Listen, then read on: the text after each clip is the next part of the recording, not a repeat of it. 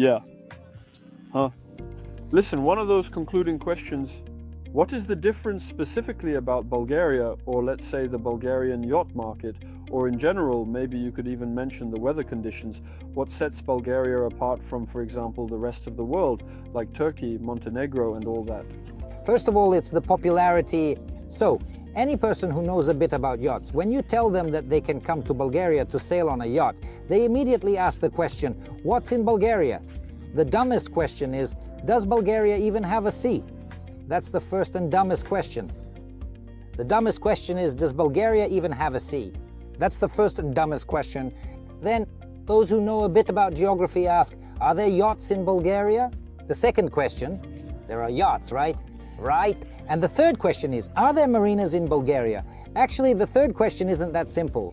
That's correct. Yeah, because until 2015, there were no marinas in Bulgaria. And since 2015, 5 marinas have been built in Bulgaria with European Union funds. Yeah, considering that here. Which ones? So the first marina that was built is the Sarajevo-Burgas marina, the one that's separate, which is our main one, where there are the most Russian-speaking yachts. Next, a very nice new marina has been built in Pomorie. Then the third marina is in Chernomorets, which is right next to Sozopol, the city. Then the marina in Vosporukovo was built. Yes, that's Varna, it's across from there. But there's a mistake in the sense that the marina built there is very shallow and only for small boats. You can't get in there with a yacht, there's only 2 meters of draft at the entrance. And there's a similarly shallow marina for fishing boats, that's Crymoria, on the other side of Burgas. So those 5 marinas, well, they weren't built in just 5 years, they've been completed since 2015. So the Asperuhov marina was probably completed last year. Krymoriskaya, probably 2 years. Cool. And who is Marina Denevi? Look, Marina Denevi is the only private marina built near a fishing village that has been transformed into a luxurious Bulgarian resort with hotels, houses for permanent living, with villas up on the hill and so on. So it's a very advanced yacht center, especially in terms of leisure. So there are amazing nightclubs there, and on both sides of the marina there are beautiful white sandy beaches. You don't even have to go anywhere. You just walk out of the marina in your swim trunks, turn one way, then the other, and jump in the water. Is just a standard scheme the same as for Montenegro? On average, the cost of such a marina is a yard. So, you need to invest a yard, but at the same time it serves as a point, so to speak, for attracting people. So after the marina appears, then residential complexes, hotels and clubs start to pop up there. This is all of it, which in turn generates money, but it becomes a sort of, let's say, attraction, not only for locals, but also for tourists and so on. And why isn't this being done here? Because, for example, in Montenegro, if I'm not mistaken, they also built several marinas, and some of them were funded by Azerbaijani money, among others. But still, it's not just one marina. I mean, in terms of scale and investment. So why isn't this being done here? So why is this Marina Denevi the only one? So is this a failed project or what? No, of course, it's not a failed project at all. There you go. This, well, call it the Bulgarian line. No, but look, again, in Montenegro, it's neither Montenegrins or Serbs who are doing it. It's the Azerbaijanis. I don't know. Be someone from Dubai or someone else. Right. So these are guys who see this market for themselves and are ready to invest money. I'll put it this way. Land. Well, I don't know. I can't remember who the smartest one was that said it. But it's no longer produced in this world. It doesn't exist.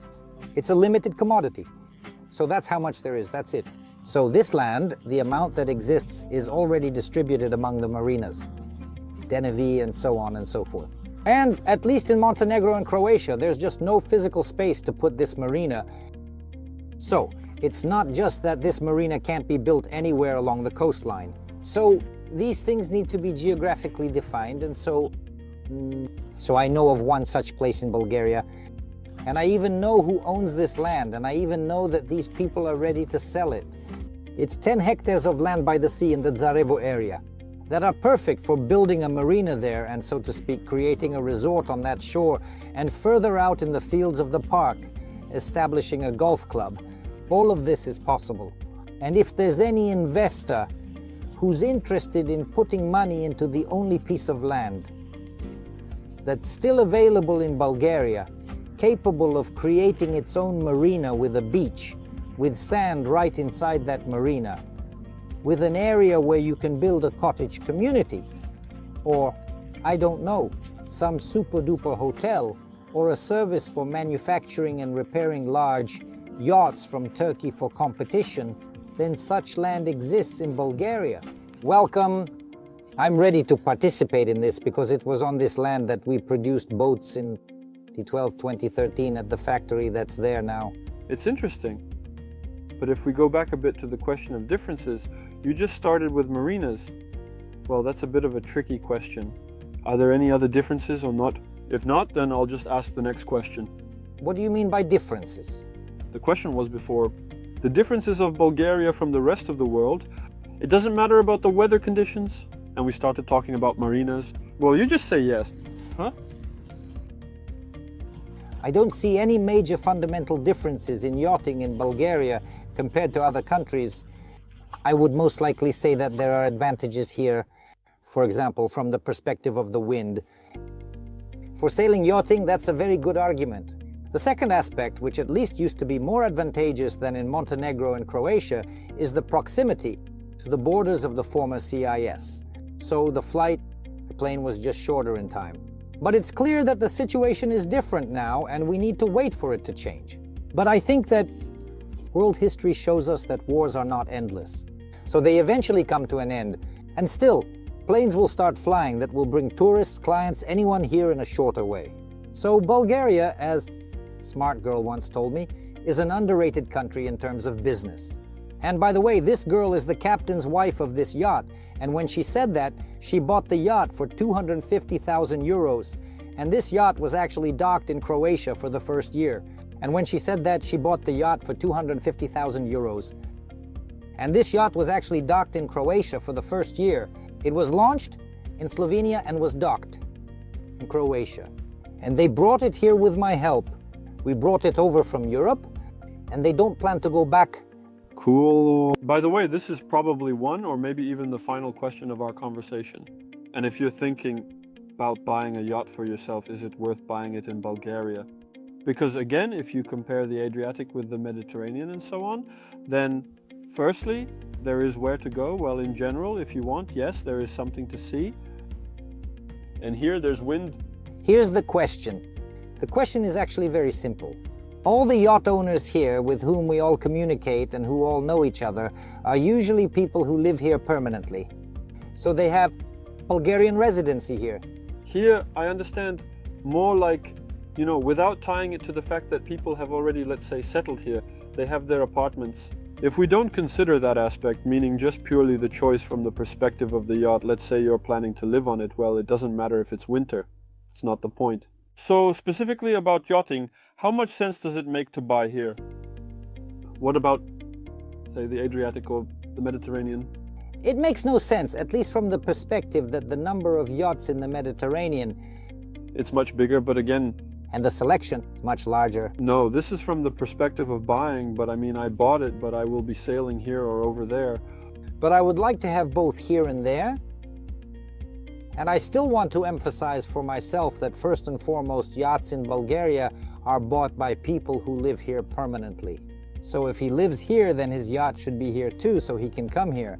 I don't know, it's a 4-hour drive from Sofia to Sozopol Marina, that's it. And let's say he finishes work on Friday evening and he's on his yacht here by the sea that evening, and that's it. I don't see any other point. If a person lives in Azerbaijan and buys a yacht in Bulgaria, why would they do that when they can buy one in Turkey? It would even closer for him to fly there. It's more beautiful there, there's more sunshine, more islands, more marinas, more services, and just more of everything. There's only one option. People live here, and if they live here, they want to have a yacht here. That's it. Okay, so if we don't consider that aspect, then it's basically pointless. So, if you live here, then it makes sense from the perspective of further market development and everything, so that's logical, clear. This is my last question. Are you going to buy a yacht? No. Why? Why? Wait, we were just now talking about ages. Soon you'll come over somewhere. Well, maybe in about 10 years I'll be ready, and then of course I'd want to be able to go somewhere and travel around the world.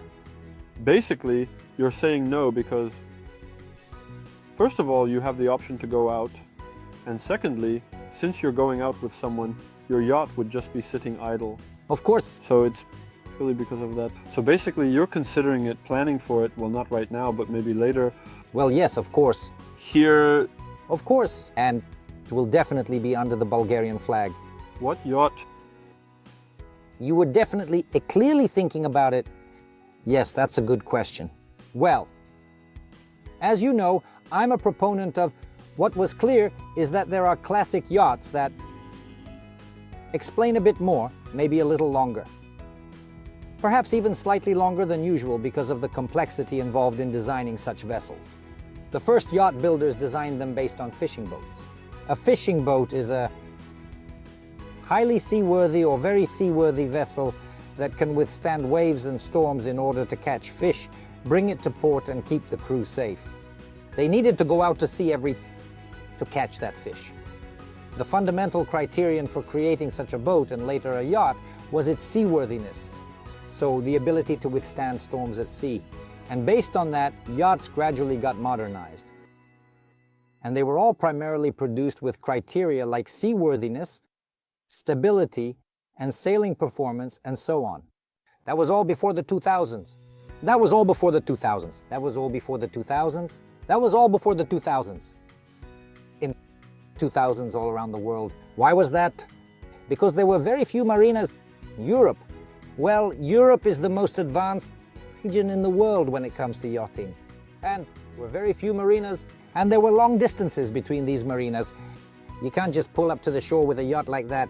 It has a keel waves, storms. This will throw you off and you'll lose the yacht. You have to spend a long time on the yacht when traveling from one marina to another.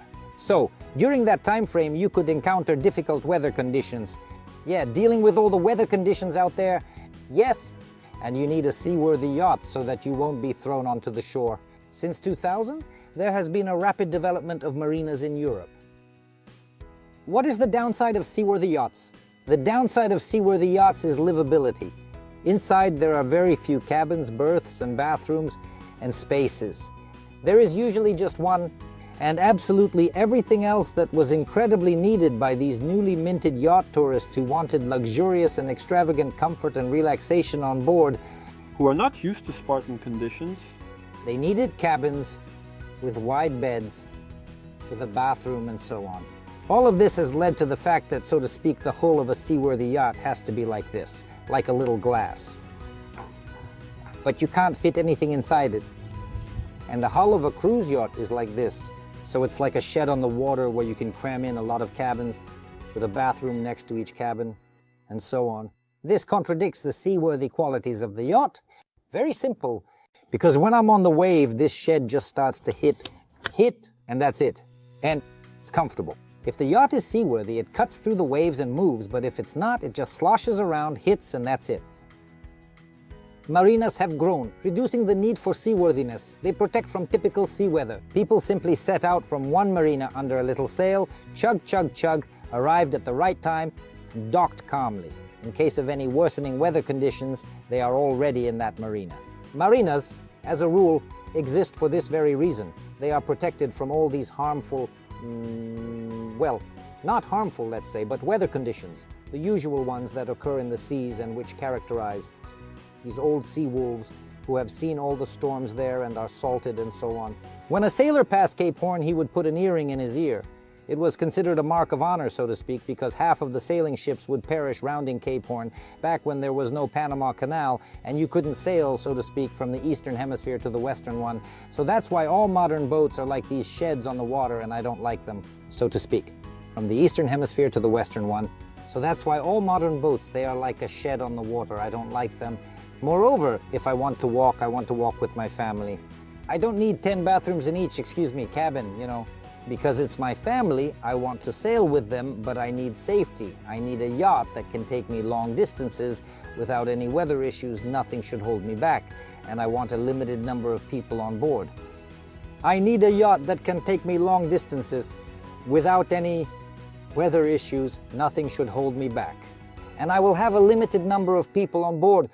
If there's a limited number of people on board, then the logic is very simple. The smaller the sail area, the easier it is for one person to handle it, especially as they get older. So there's this concept of a catch yacht or a schooner. It's a two-masted yacht that usually has 4 sails. So that's the jib, genoa, mainsail, and mizzen. 4 small sails that you can set up however you want in any combination. And since they're small, you can manage each of them.